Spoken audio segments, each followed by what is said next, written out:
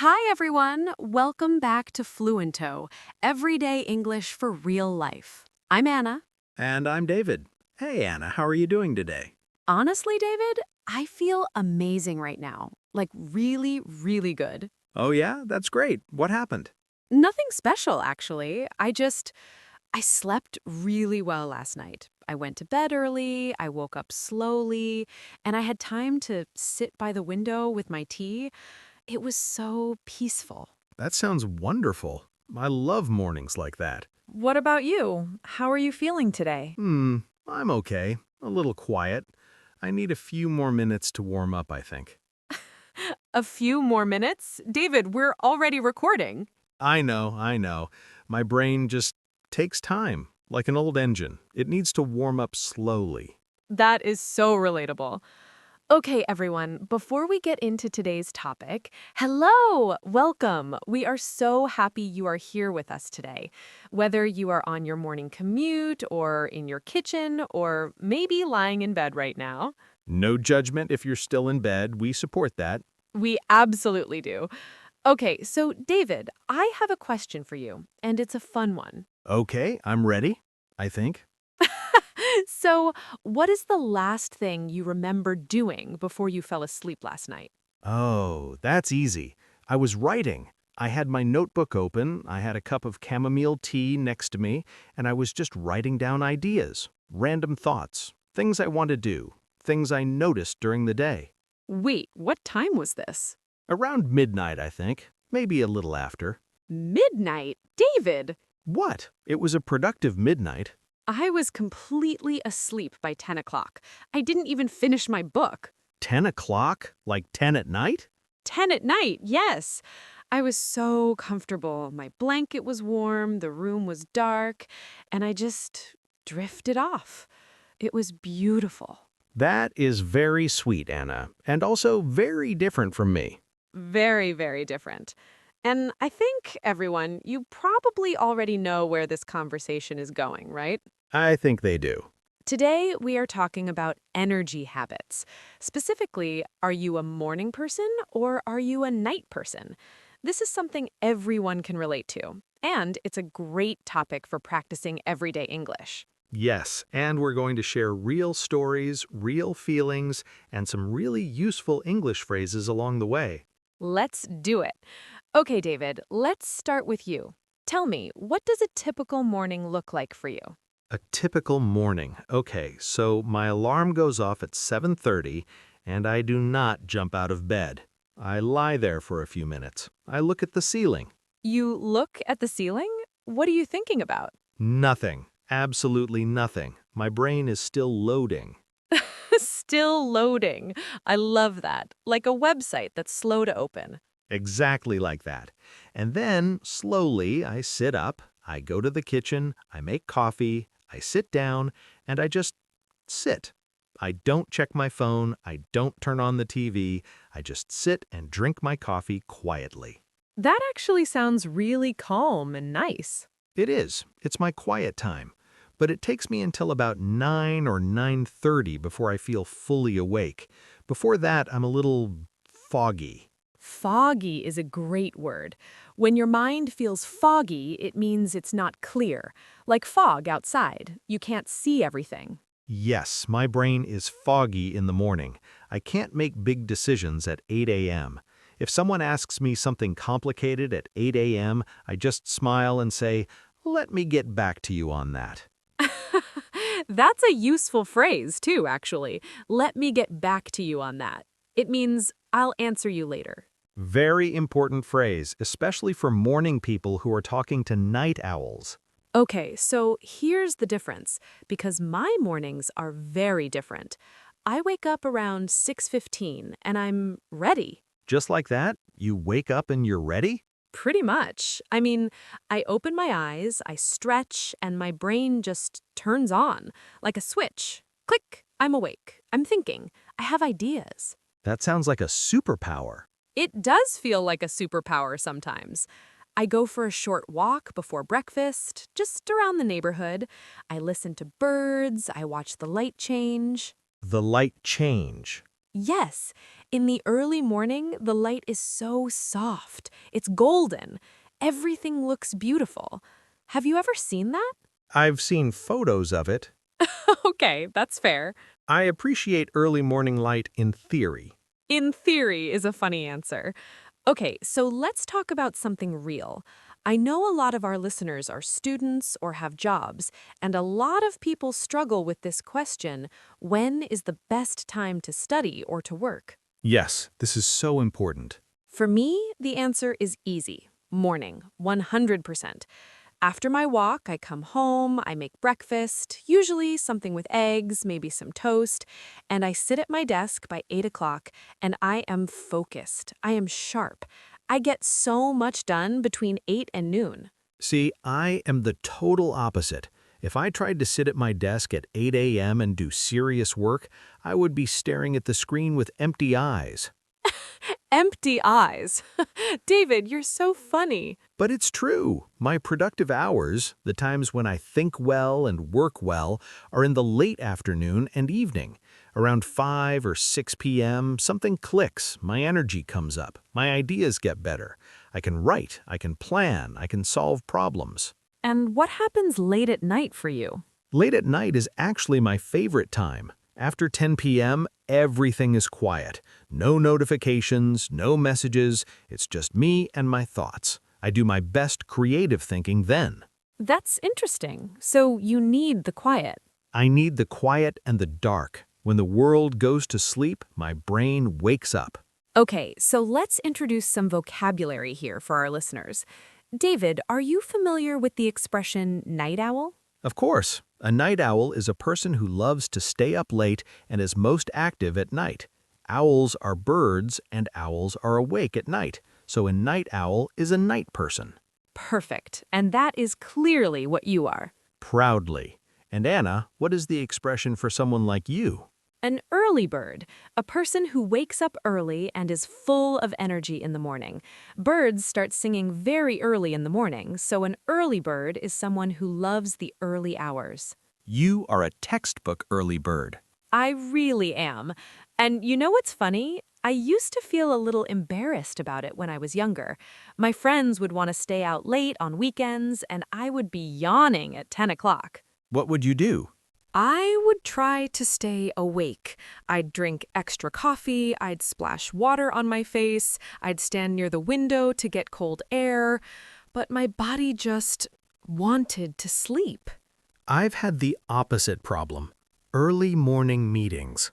Oh no. Yes, I once had a job where every Monday there was a team meeting at 8:30 a.m., and I would sit there with my coffee, nodding, trying to look intelligent. And were you? I was pretending. Everything they said just floated past my ears. I was physically present, but mentally on another planet. Physically present, but mentally on another planet. That is such a good description. Have you ever felt like that, everyone? You're in the room, but your brain is just not there? It happens to a lot of people, and there's no shame in it. It just means your natural rhythm is different. That's a key idea. Your natural rhythm. Your rhythm is your body's natural schedule.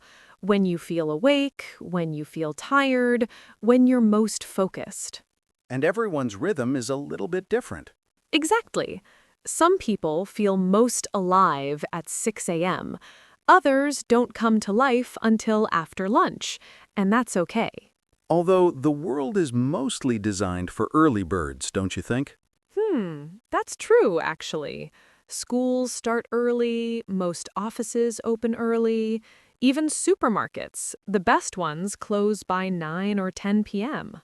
It's a morning person's world, and we night owls are just living in it. I never thought about it that way, but yes, I can see that's harder for you. It is a little, but I've learned to adapt. I schedule my most important work for the afternoon and evening. I protect my slow mornings. I don't book early meetings if I can avoid it. That's really smart, working with your energy instead of fighting it. Exactly. Work with your energy, not against it. That's a phrase I really believe in. I love that. Okay, so let's talk about a problem that I know a lot of people have. Feeling exhausted at the wrong time. Like you need to be awake, but your body wants to sleep. Or you want to sleep, but your brain won't stop. Both of those are real problems. Tell me about a time you struggled with this. Okay, so last year I had a big presentation at work, an important one, and it was scheduled for 9 a.m. Oh no. Yes, 9 a.m., which, as we now know, is approximately the worst possible time for my brain. What did you do to prepare? I tried everything. I went to bed earlier than usual, which for me meant midnight instead of 1:30 a.m. That's still late for most people. I know, but it was earlier for me. And then I set 3 alarms, not 1, 3, at 7, 7:15, and 7:30. And did they work? The first 2 I turned off in my sleep. I don't even remember doing it. The third one finally got me up. That is so relatable.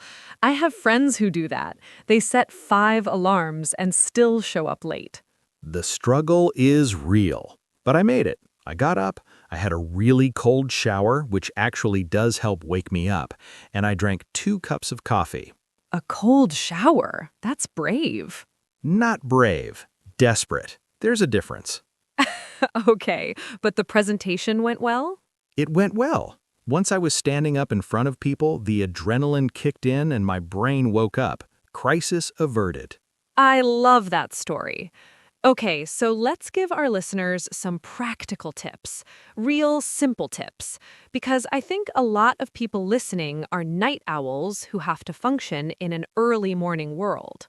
And some are early birds who need to stay up late sometimes for social things or special occasions. Right. So, David, if a night owl wants to wake up a little earlier, what would you suggest from personal experience?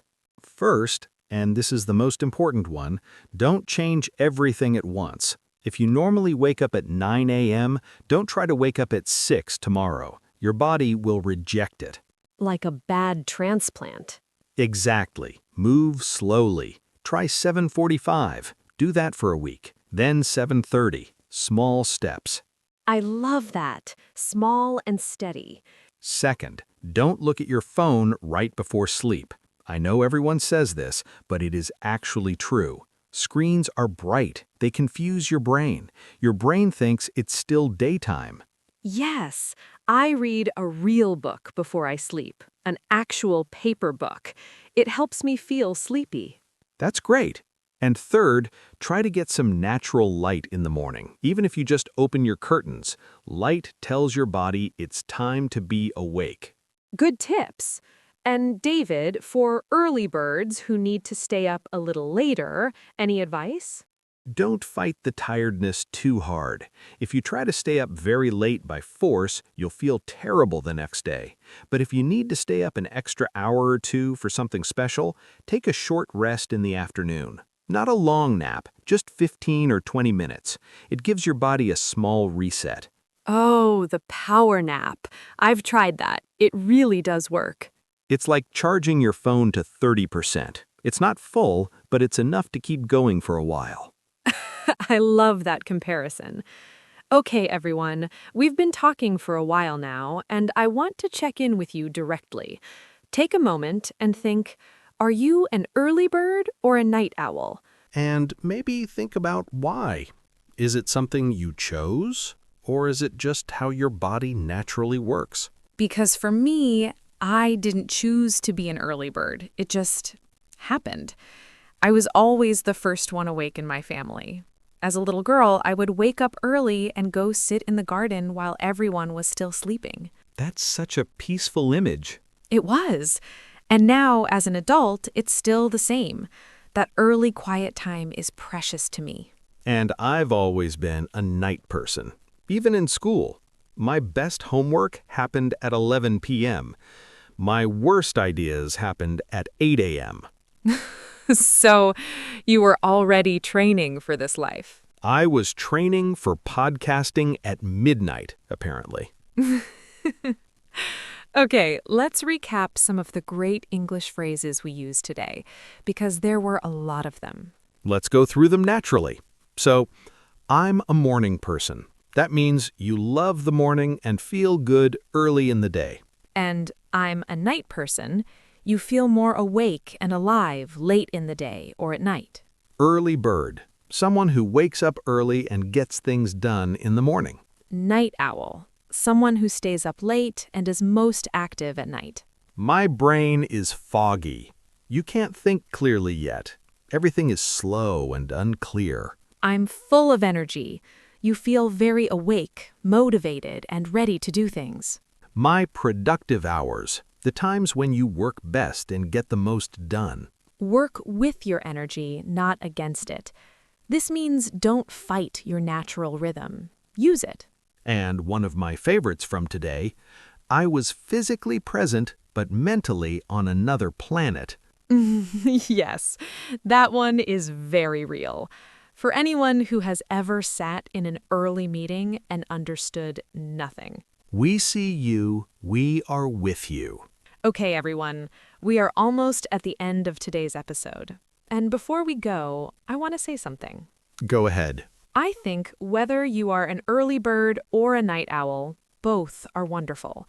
Both have beauty.